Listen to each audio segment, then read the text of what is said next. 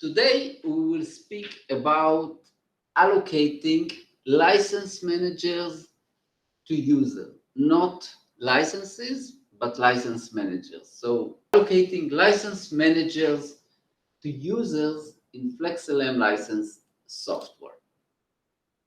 So let's look on the example, two examples I'm giving here on this slide.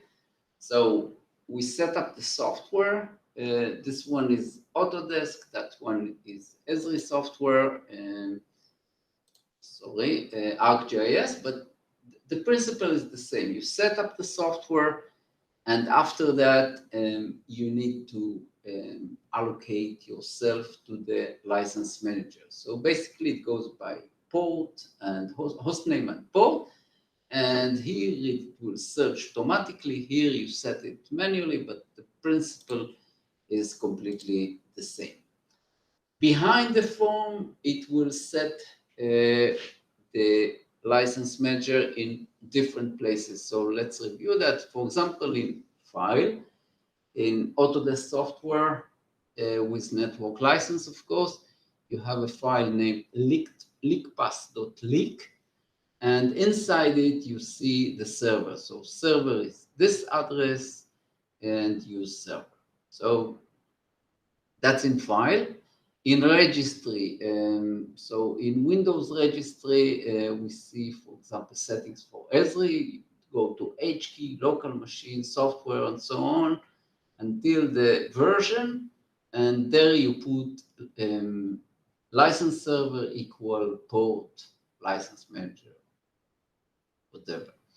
Environment variable, also very convenient. I used it a lot. So ArcGIS, license file equal license server port, and so on. So everyone is happy, great? No, because having the setting on the end user workstation is a problem. So if I need to change it, I just need to go to all workstation or distribute it automatically, which not everyone has the capability, and it's always complex.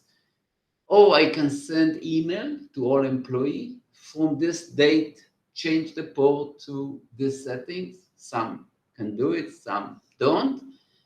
But in many cases, that's a problem because once they learn how to do it, they might change it when they shouldn't. So, for example, connect to a license manager in another country where it's forbidden or breaking my compliance, or maybe connected to the backup server, which should run, but nobody should use it by contract, or just maybe interfere with the allocation of licenses as planned by me as the license manager. So that's a huge problem. Let's take into account a case where the license server crashed and I want to move all users immediately to another one. What do I need to do? Send them an email. So that's a big problem, and the whole management is static by implementation, which is bad for organizations. So let's summarize. So we spoke about the way licensed software is allocated to the license manager, not allocation of licenses, which is different. We're talking about allocating the license manager itself to the user. That's critical in organization. In most cases, we have multiple license managers for the same vendor. And we explained how it's done and the problems related to this. Thank you very much for joining today and listening.